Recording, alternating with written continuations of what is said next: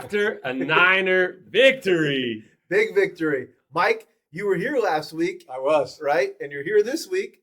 And you said, maybe it's going to be a tough victory, but Niners look pretty good. No, they look really good. And we were just talking off air. I'm at a point now where I stay with Mac Jones until he Playing can the hot hand. He's just hot. Purdy's missed so many games now. And now it's coming out that, him playing in that Jacksonville game, he probably should have had the surgery like Joe Burrow did on that toe.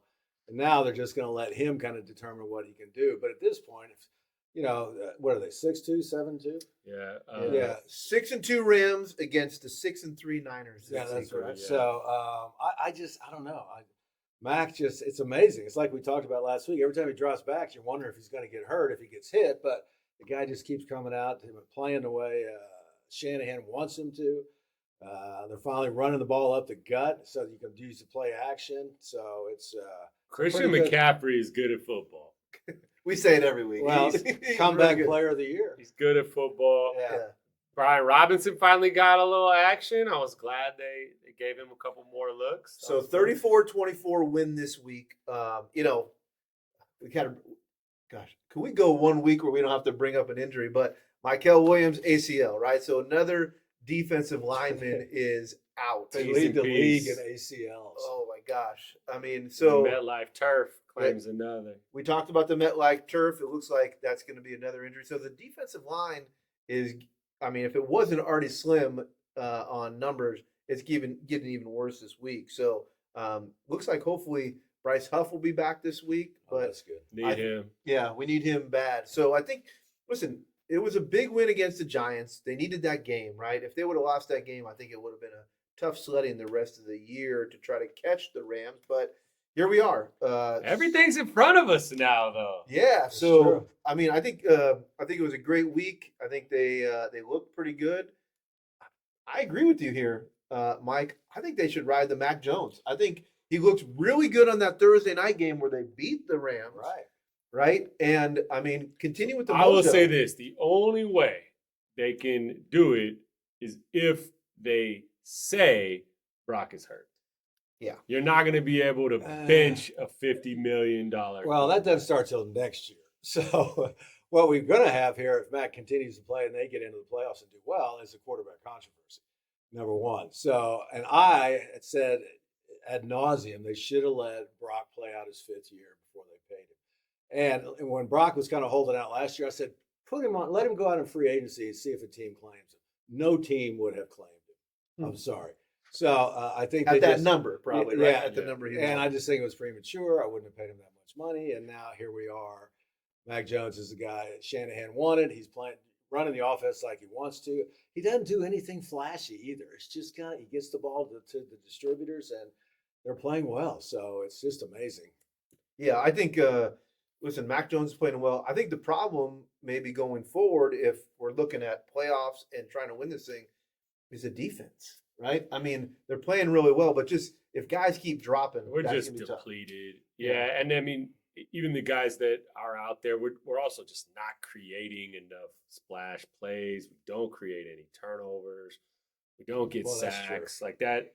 It's just tough. It's tough to continuously win that way. I will say Saleh keeps pulling rabbits out somehow, some way. He's got him overachieving, but that luck just kind of runs out eventually. Even saw last week. I do think Dart, he's a good player, man. Dart's tough. They have no weapons offensively. And he was bringing them down the field. Even when I'm like, I know they're going to run a sweep with Dart. And they did, and he would get a first down. And you see good. Jameis Winston and Russell Wilson sitting on the bench because of this guy. Yeah. But they brought in, was it Farrell and the other kid they traded for just to have bodies on the defensive line. Yeah. But the secondary's beat up. Stout's a little beat up. They're getting kind of hammered. But I agree with you. That defense is really going to be challenged this week against the Rams. Rams who are clicking. Their right receivers back, Naku, and those two young running backs are starting to get what they're trying to do. And that defensive line of the Rams, two Florida State guys on that defensive line. Verse, and I can't think of the big white kid, but they're playing well as anybody in the league right now. So this will be a tough. real good. I'm sorry, is it down there or is it up here? It's in Santa Clara. It's in right? Levi, so that'll help. So I got a couple more notes from the Giants game, and then we'll move on to the Rams.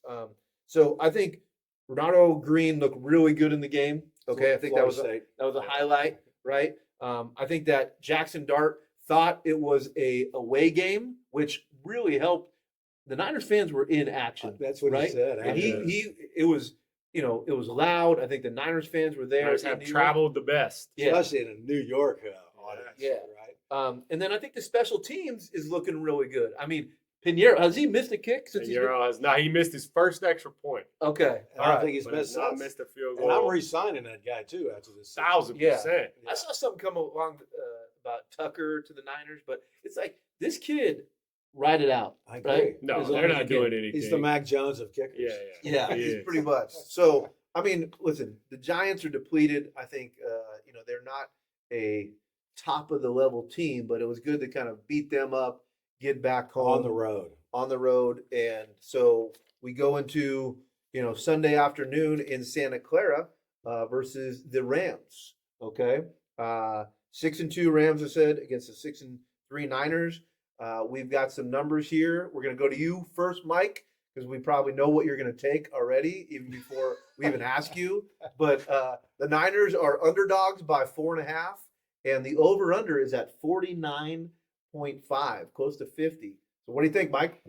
Well, it's going to be interesting. It's at home, like you said. Is it a 1 o'clock game, 4 o'clock, or is it the night? That should have been the night game. That game. So I'll take the Rams. Let me preface it too. I pull for the 49ers every week with my heart, but I bet with my head. So I'm going to take the Rams 4.5, and I'm going to go over because both these teams are, have a lot of potential to score. So it's going to be a tough sled. And like you had just said, is it finally catching up to them? Sure. They're winning. They're finding ways to win, which good teams do. But, eventually that catches up. And I just can't believe that we're still 4 games away from a bye. Yes. Crazy. Right. So I think the buys almost should be just for everybody at the same time during the season and just take a week off, but they just can't do it that way. All right. What do you think, Nick? 4.5 home underdog is a lot. Yeah. That is a lot. That's a lot for a home divisional game. And so for that reason, I like the Niners. What a surprise. I like the Niners, and I like the over. I agree. I think we get into a little bit of a back and forth shootout, and maybe Piñeiro walks us off again at home. Could be. You like the walk-off with Piñeiro. That's a good call. Okay, listen, no shock here. I'm going to take the 49ers. Listen, they beat this team, 4 or 5 weeks ago, right, on a Thursday night. I think we've all seen the memes where Shanahan just like little McVay, right? He owns him. He does. I do like the Niners in this game. I kind of like the under. I think that these teams have been scoring a lot. I think maybe the defense comes and maybe it's more of a battle. I think it went over probably in the first week, so I'm just going to throw something different here. I'm going to take the under in this game. And so that's my pick. 2 guys I got for the Niners to look out for this week. I like Huff coming back off of the hamstring, hopefully causing some ruckus and taking care of Stafford. And you brought him up earlier, Nick, but Brian Robinson Jr., all right? I think they got to get this guy some more carries or some more looks. And whether it's lining up McCaffrey as a slot on receiver and getting him in the running game, because I know Shanahan loves having McCaffrey out there, but those are my 2 guys to watch for this week in the game. That's a great idea. Having B-Rob as your running back, put McCaffrey in the slot because he can run receiver routes. And B-Rob, did I see where he was 6'4"? He's a big guy. Big dude. Somebody said he's returning kickoffs now, too. I didn't know he was that fast. Well, he's just kind of wants to play, and they want to get him on the field. And Sid, that's a great call, a way to get him on the field. Because if your receiver core is not as good as it's been with all the injuries, hell, bring 2 guys like that, use McCaffrey in the slot, and that's a great idea. So it's going to be interesting. And home field advantage, that's big in these divisional games. And the Rams are the biggest rival for the 49ers since forever. So it's going to be interesting. We used to go down there and play, and Bill Walsh would get so nervous that we'd all go out on the town. It's Hollywood. And one day he had all the assistant coaches dress up as, a hooker, a card dealer, and Bob McKittrick comes out with his wig on. It was just hysterical. and that's how afraid Bill was of us getting in trouble in L.A. So great rivalry, and there's nothing like it. You got a player to watch this week, Mike? Boy, Justin Jennings kind of disappeared for about 2 games. He's so beat up. Kendrick Bourne hasn't done much. But I don't know. I'm going to say the secondary. They just haven't had any interceptions. Yeah. And Stafford's as good as anybody is looking safeties off and getting the ball at the opposite side of the field. So I'm going to say something. Maybe Mustafa, the big hitting kid, might have a game. I like that. Yeah, I'm with you. I think Stafford has not played great against the Niners or that's true. All the teams he has, dominated over the years. I think this is their best offensive version with Puka Nacua and Devontae. They're really good. He's clicking. But I just think, man, luck has to be on our side at some point, right? We have to create some turnovers. So maybe we can have a short field somewhere, do something. So I'm with you. I think maybe we have the secondary step up, Demo, Mustafa, I like that, create some havoc and then a short field for the offense. Because they've only had 1 pick this year. One pick, and it was kind of a meaningless pick. Yeah. And before that, it was a year before that. It was November of last year. It's crazy. That's unbelievable. We talk about it every week. I think every game is big in the NFL, right? And you got to be ready especially to play from here on out. Yeah, but okay, if you look at this, right, they're 6-3. If they can pull this game off and go 7-3, all right, their schedule looks very promising the next 3 weeks, right? You got the Browns, you got the Tennessee Titans, and you got Carolina. Okay, 3 teams that are probably on the lower level in the NFL, right? You got to be ready every week. But if you can go 2-1 in those games and pull this game off, right? Now you're looking at 9-4, okay? And I think that guarantees you a playoff. Maybe you win the division at that number. You get your bye week and then move forward. So huge week this week is what I'm trying to say here. I think those early wins in the season were huge, as we go down the stretch here. So I think that's going to be huge coming down the stretch. They just have to stay healthy.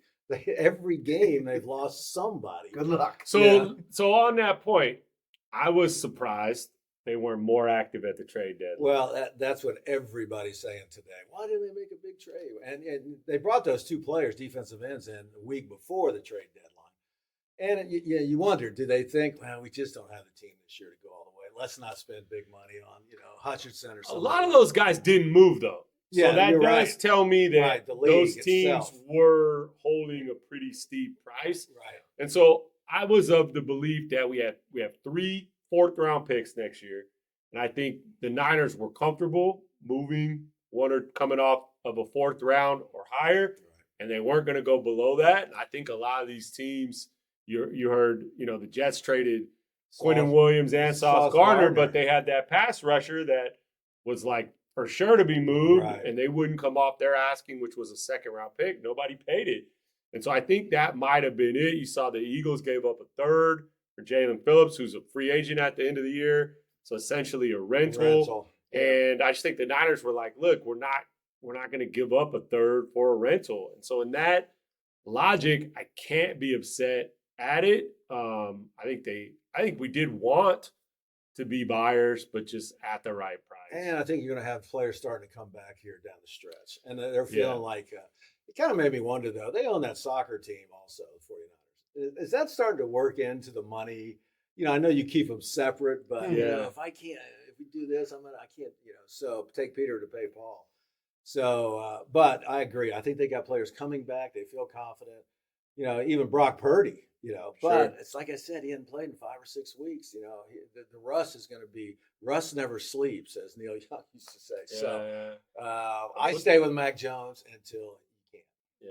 And I think Lynch and Shanahan have shown like they have made a bunch of moves before, right? Maybe I think you're right, Nick. I think the deadline moves, they weren't going to move off a 1st or a 2nd rounder, probably not even a 3rd rounder. And it's like, you need these guys to back end, especially when you're paying big numbers for Bosa and Warner and Purdy and Kittle and Ayuk, right? All of these guys, you've got to draft well, and they've seen the draft pretty well. So I think they don't want to give up that capital for what it's tough because I have this written down. I think the NFL is incredibly wide open this year. right? Maybe more so than I've seen in probably 10 or 20 Yeah, the years. Packers were supposed to be the best team in the NFC. Yeah. They lose to the Panthers. Detroit loses to Minnesota. Yep. So all of a sudden, especially the NFC, It's wide you open. know, and like I said, those early wins in the season, they come back and either haunt you or help you. And I think the Niners case is going to help them. Yeah, so I mean, I still think even without the trades, there's a possibility of still winning the division, grinding these games out, and not giving up the capital, and let's see what happens in the playoffs. Because I mean, all these teams don't scare me. They've shown they can beat the Packers in the playoffs.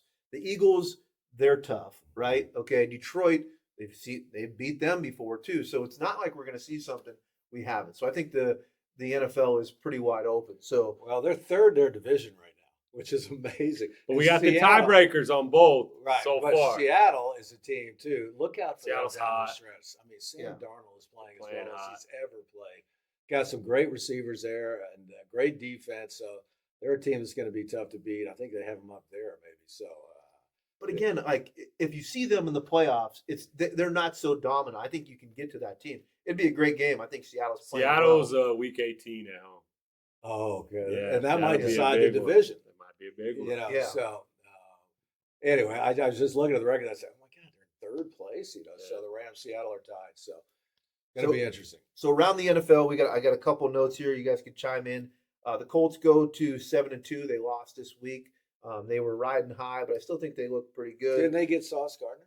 Yes. Yeah. For two number ones. The two number Well, one. this is what happened to the Niners when they gave up Trey Lance to get Trey Lance, two number ones, and I think it has cost them over the years of the draft. So They're all in this year. yeah, no They are all question, in. no question. But Daniel they Jones just looks like lost. Daniel Jones. Yeah, exactly. They Yeah. just lost. So it's- 6 turnovers in one game. That's a hard game to win. Kansas City looked unbeatable. The Bills take them out this week, Right. right? So that is, the AFC. I think those three teams are gonna, battle against each other.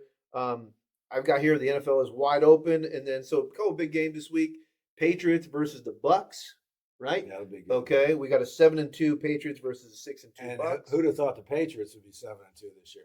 Mike Vrabel, I'm telling you, that's the difference. And Tennessee's going, why do we get rid of him? They've already fired their coach. Did you hear the story that the Patriots would not deal? Excuse me, the Tennessee Titans would Yeah. not deal with the Patriots because the They way didn't wanna help Vrabel Vrabel, left, right? yeah. I mean, they're just like, we're not trading with you. And I think the Niners and Seattle kind of have maybe a little bit of that too. But so yeah, I think that's gonna be a great game this week. And then Monday night, Eagles versus Packers, which I think will show a couple of the NFC top teams, see what's kind of going on there. But that's kind of what's going on in the NFL. You guys see anything else this week? I just think, like you said, I've never seen it so wide open in both conferences. Like you said, the Colts looked like and they lost. I can't even remember who it was to, but It is, but so in the NFC, it's either going to be NFC West or North teams, right? Because we know the South is terrible outside of right. Tampa, right? And we know the East is terrible outside of the Eagles. The rest of those teams have no shot. Yep. Right. So the battle will come down to maybe Niners, Bears for that last spot. Bears are playing well.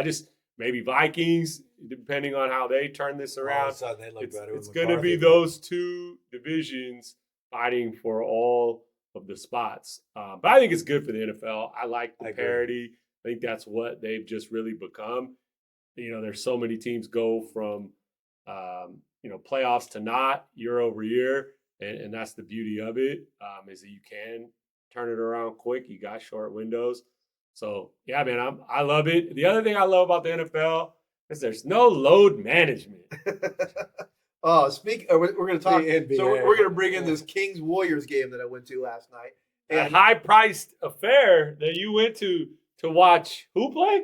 Let's see. So the best guy on the floor for the Warriors last night was probably maybe Kuminga, which Kings are trying to get, and then Sabonis, Levine, all these guys are resting. It was a pretty big game here in Curry didn't Sacramento. even play, did he? No Curry, no Draymond, No no Jimmy Jimmy Butler. Butler. We got Al Horford. He did show up. Al Horford Al came Horford. out. I don't know. NBA's tough for me right now. No, my buddy called and said, "Oh, you following the Warriors? It was game 3." I said, "Dude, talk to me at game 80. That's when I Yeah. start paying attention to the NBA." So I want to. Who won? but this I didn't load see it. management. The Kings pulled off. Sacramento. Russell pulled it Westbrook out. triple-double last night. I'll be darned. So it was Warriors fall to 5-4, I think. So Yeah. that great story. Will Richard looked pretty good. And then Kuminga. Yeah, he's our new rookie, right? But I'm not worried about the Warriors right now. I think it's a long season, but it breaks my heart for I've been to a lot of games and seen Curry, but I'm hearing people behind me like, "Oh, we bought these tickets. We were hoping Curry would show up," and just. And so I'm in a group that buys season tickets, and we have our draft. That's like the number one pick. Sure, is the Warriors game. You're paying the most to go. That's the highest in ours. Warriors and Lakers are the highest in our thing. I just hate it, man. Well, I think it's stupid. Ex-players just can't believe it. The money they make, and you can't play 82 games a year. It's ridiculous. And it's not even, I mean, you talk about the ex-players. The ex-players, the travel wasn't as good. Right. The schedule was worse. They didn't have private planes. Yes. The contact was more severe. So I sound like a get off my lawn guy, but really, I agree. I as a paying customer, I think it's trash when you sit out your top 3 players going into any game. Sid, you actually paid for the tickets? I did. Oh, yeah. From me, that's actually pretty good. Usually I'll get it for free, but no, I think the thing that didn't help the NBA is this new Michael Jordan interview that came out. It's talking about load management and saying that. Listen, when I was playing, if guys were paying big money to see me, I wanted to show up. And I just think, and even it's weird because Steve Kerr comes on these interviews saying that they should have less games in the NBA. He's kind of an old school guy who played a lot. So I don't know what the deal is going on. But yeah, I actually pulled out, my credit card yesterday, Mike, and bought some tickets for me and my son who went to the game. Got a discount on for the Kings person I know. But anyway, long story short. Right.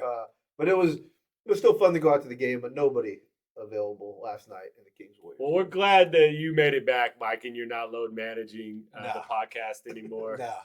We had a couple weeks off. My voice was getting a little hoarse, so I had to take a couple weeks off. So big game this week. Can't wait to see the Sunday game. You gonna make it out there? I'm gonna go. Let's go. Nick's out Levi, there? it's a family game. Oh, We're gonna head out. Family meaning all of you? Yeah. How many is that?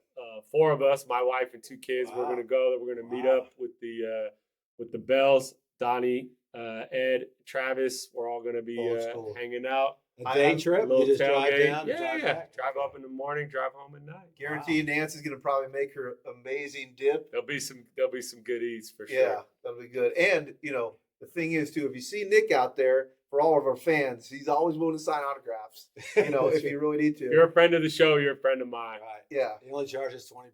No. A selfie, he'll Instagram tag you, whatever you need. Maybe cost you a high noon or something. It should be pretty good. So we'll see you back for week 11 next week.